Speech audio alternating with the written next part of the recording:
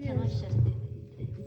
Building on that, I went over to the United States to see my son just recently, and got to the airport and walked past the plane that we were going to get on. It was a double-decker, big jumbo jet, big, and I'd never been in one like that before.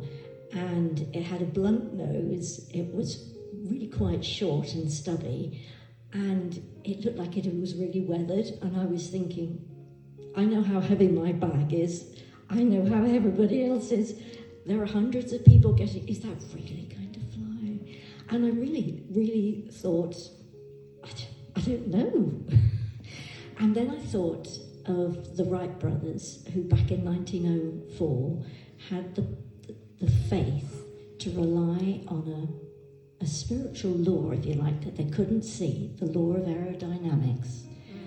And they tried and they tried, and eventually they were able to take off, and they trusted that law until they were able to fly.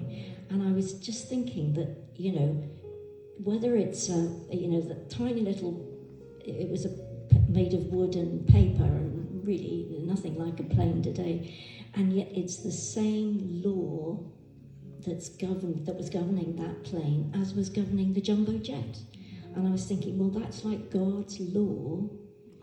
It's of love, and it's so powerful that it helps the tiniest little plane and the biggest plane.